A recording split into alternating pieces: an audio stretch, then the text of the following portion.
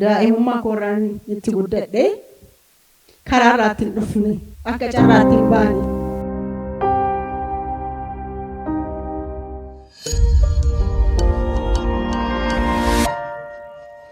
Kanattaan Sudaan baga nagaan dhuftanii akkasiniin jettuu fi gaazexeessituudha, aktiivistiidha. Yoo barbaaddes tiktakaara, yoo barbaaddes sagantaa qopheessite, waltajjii toosisuudhaanis dubartoota qaxalee qabnu keessaa tokko. Sagantaaf taateewwan adda addaa qopheessuu, dokumentarii.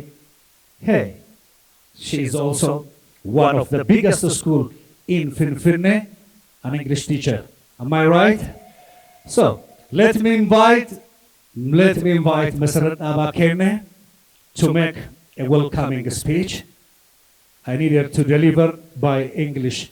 Barsiistu afaan Ingiliziitti erga jettee jechuudha. Hamlee nagaggeessan. Hamlee annoo simadhaan egeroo tajjeettee dubartii uummata Oromoo keessaa baatee jabinnaan ciminaan halkanii fi guyyaa uummata Oromootiif wareegama guddaa kaffaluu irratti argamtuudha. Dubartii Masarat Dhaabaa kennee ammas milkii siif hawwinaa turtii gaarii siif wajjin. Akkam jirtu baga nagaan dhuftan. Anaa dhufsiniin jechuun barbaada. Oromiyaa iddoo garaagaraatii warreen dhuftan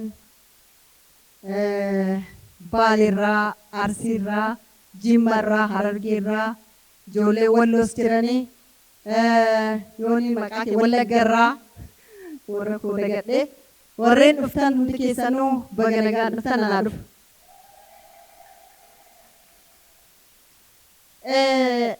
An sagantaa kana akkasitti akka wal geenyuuf, akka wal arginuuf, akka walitti dhufnuuf, akka wal yaadannuuf sagantaa kana qopheessee yoo na beektan an miidiyaaf haaraa miti qophii ijoollee hojjechuurraa hin jalqabee reediyoo Faanaa keessatti abbaan koo gaazexeessaa ture. Amma lubbuun jiru rabbi isaaf haa araaramu.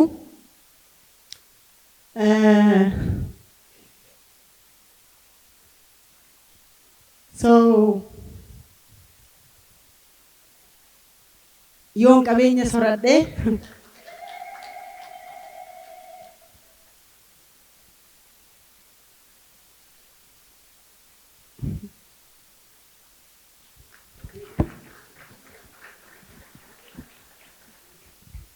yaa egaa waa'ee miidiyaa daa'imummaa kooraan itti guddadhe karaa irratti hin dhufne akka carraatti hin baane.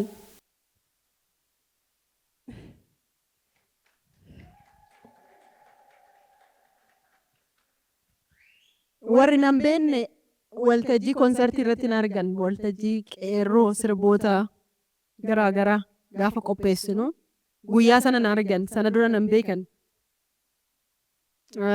Barumsas baradheera warri koo na barsiisaniirani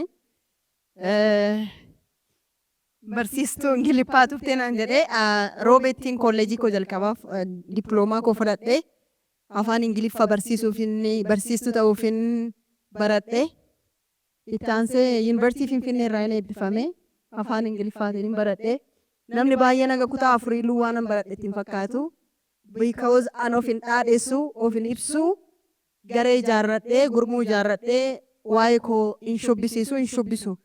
Kanaaf ani hojiidhuman hojjedha. Jireenyuma koo isa dhuunfaa isuma dhugaan jiraadha. Kanarraa ka'uutiin namoonni baay'een nan beekan. Akka na beekaniifis tattaaffiin goona.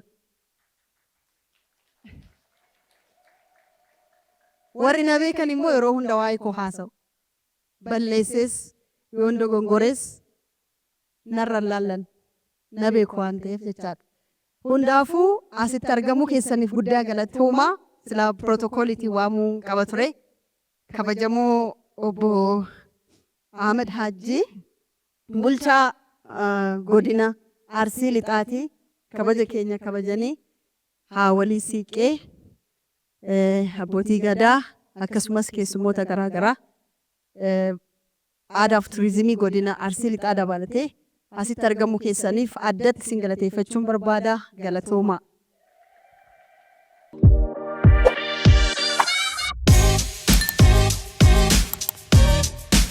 intala teenya waan keenya nuu kaastee maqaa keenya nuu moggaaste jettanii na galateeffattanii kun immoo na abaara. Maqaa oliyaa xuuxxee maqaa kanaa siif hin malu warri naan jedhanis turan. Maqaan kun anaaf qofa miti. Ani yeroo gabaabaan jiraadha addunyaa kanarratti. So miidiyaan ani hundeessee yeroof tarii yuutuubiidha jedhanii tuffachuu danda'u. Garuu yuutuubiitiin oli. Feesbuukiin kiyyas immoo televezyiinii guddaatiin olis ta'a yeroo tokko tokko. So sana walitti hidhuutiin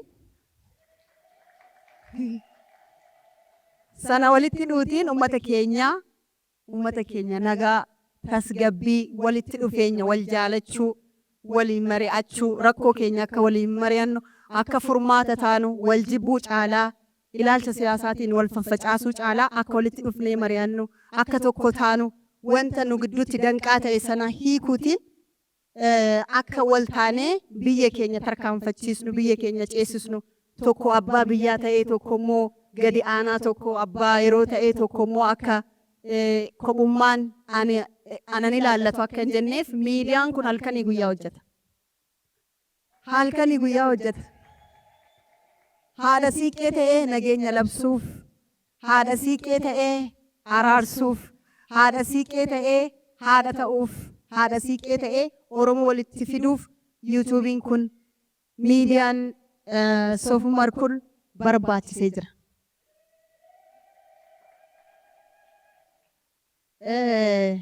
An eenyu fuulooguun barbaadu eenyu wajjinis hin jiru. An Oromoo wajjin hin jira. Ani uummata koo wajjin hin jira. Dhukkubni uummata koo na dhukkuba. Rakkoon uummata koo na dhukkubsa. Waan gaariin yoo hojjetamu nan faarsa. Mataattis nan baadha. Waan yaraan yoo hojjetamu akkasuma nan qeeqa nan dubbadha. Kanammoo abbaa kootu na barsiise. Dimookiraasiitiin hin guddadhee ifatti haasawuutiin uummata keessatti dhaladhee guddatetu na barsiise. Akkan uummata koo tajaajiluuf aadaaf safuu duudhaatiin akkan jiraadhuuf uummata keessatti dhaladhee guddadhe uummata kootu na barsiise.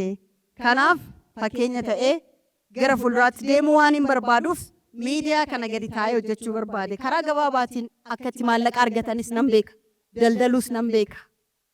Waan hundattan beeka. Waan na jalaa rakka nun jiru. Garuu waa'een uummata koo, waa'een miidiyaa koo ani yoon dhiisee eenyutu hojjetaa. Kana dura ekspoortii fi impoortii jalqabe jedheen ture dhageessaniirtu.